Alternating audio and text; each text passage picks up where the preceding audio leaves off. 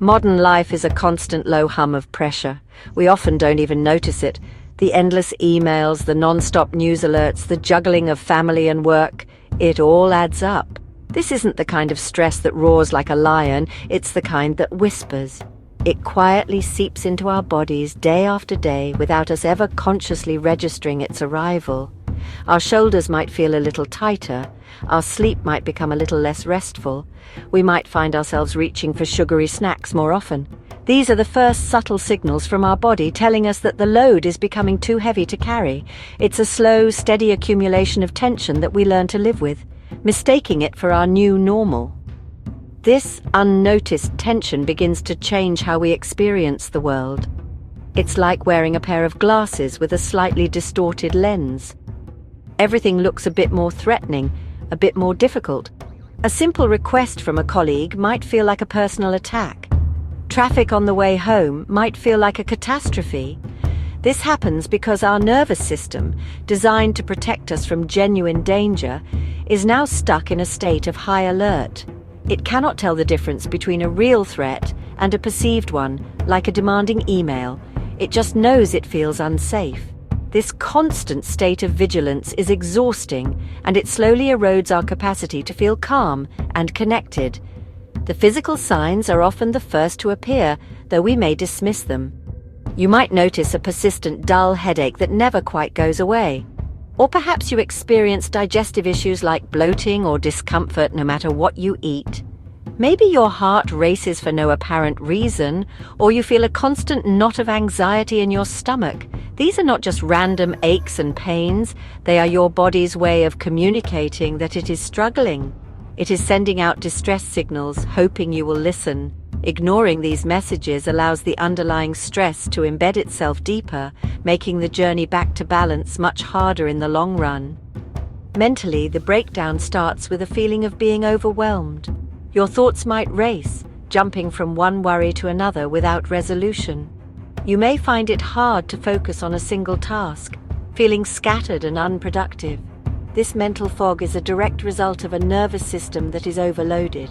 It is trying to process too much information, too many threats all at once. Your mind starts to believe that the world is an unsafe and demanding place because that is the message your body is sending it. This is the critical moment where our physical state begins to dictate our entire perception of reality, setting the stage for a much deeper collapse. The journey from a state of peace to complete shutdown is a gradual descent, often happening so slowly we don't realize we are falling. It begins in a state of social engagement, where we feel safe, connected, and calm. From here, stress nudges us into the second stage, sympathetic arousal. This is the classic fight or flight response. Your heart beats faster, you feel a surge of energy, and your senses sharpen. It's your body preparing to face a challenge. In small doses, this is healthy, but when the stress doesn't go away, we slide into the third stage, fight, where we become irritable, angry, and defensive. Everything feels like a battle to be won. If fighting the perceived threat doesn't work, we move into the fourth stage, flight. This is where anxiety takes over. We feel restless and overwhelmed, with a desperate urge to escape our situation. We might avoid people, procrastinate on tasks, or fill our time with distractions. When escape isn't possible, we enter the fifth stage, freeze.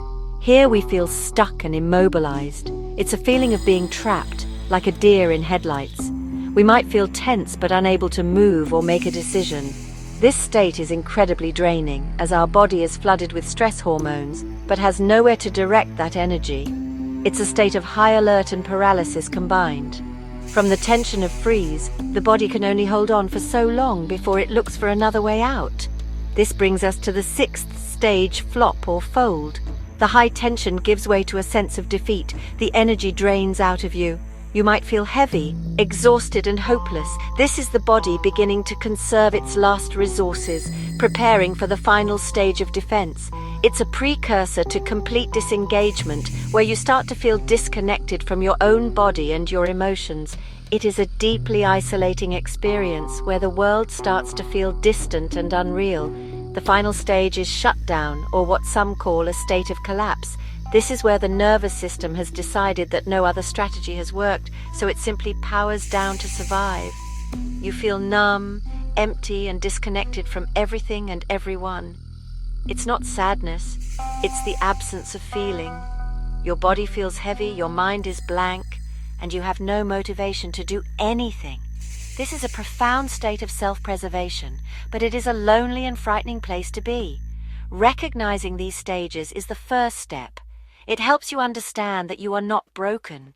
Your body is simply trying its best to protect you with the tools it has. The good news is that we can gently guide our nervous system back towards a state of safety. We don't need grand gestures. We need small, consistent actions that signal to our body that the threat has passed.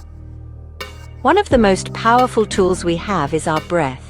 When we are stressed, our breathing becomes shallow and rapid. By intentionally slowing it down, we send a direct message of calm to our brain. Try this. Breathe in gently through your nose for a count of 4, and then breathe out slowly through your mouth for a count of 6. The longer exhale activates the part of our nervous system responsible for rest and relaxation. Doing this for just 1 or 2 minutes can begin to shift your state. Another powerful way to signal safety is through your senses. Cold water can be a fantastic circuit breaker for an overwhelmed nervous system. Simply splashing cold water on your face or holding an ice cube in your hand can quickly bring you back into your body and out of a spiral of anxious thoughts. The shock of the cold resets your system. Similarly, gentle movement can help release stored tension. This doesn't have to be a strenuous workout. A slow walk, paying attention to your feet on the ground, or some simple stretches can help your body process and let go of the stored stress energy that keeps it locked in fight, flight, or freeze. We can also build safety through micro acts of connection and empowerment. When we feel unsafe, we often avoid eye contact and isolate ourselves. Making brief, gentle eye contact with a friendly barista or a person you pass on the street can send a small but significant signal of safety to your brain. It says, "I am here, I am seen, and I am safe in this moment." Learning to say a gentle no is another crucial skill. Setting a small boundary, like saying you can't take on an extra task at work, reclaims a sense of control over your environment, which is fundamental to feeling safe and grounded. To know when you need these tools, you can perform simple self-checks throughout your day. Take a moment to ask yourself, what am I feeling in my body right now? Notice if your shoulders are tense, if your jaw is clenched, or if your stomach is tight. Don't judge it, just notice it. This simple act of noticing is a form of self-compassion. It interrupts the autopilot of stress and creates a space for you to choose a different response. You can then decide to take a few deep breaths, stretch for a moment, or step outside for some fresh air. These small, conscious choices are the building blocks of a resilient nervous system. Once you have used breathing and sensory tools to find a moment of calm, you can begin the deeper work of changing your beliefs. Our thoughts are profoundly shaped by our body's state. When our nervous system is in shutdown, our mind will naturally generate thoughts of hopelessness and despair, like "I'll never get better," or "nothing ever works out for me." But as you find your way back to a calmer physical state, you create an opportunity to challenge these narratives. You can introduce new, more compassionate thoughts. Start with something gentle and believable, such as, "I'm learning to feel safe in my body," or "It's okay that this is hard." This process is about gently replacing old fear-based beliefs with new ones, grounded in safety and self-compassion. When you notice a critical inner voice, you don't have to fight it. You can simply acknowledge it and then offer a kinder alternative.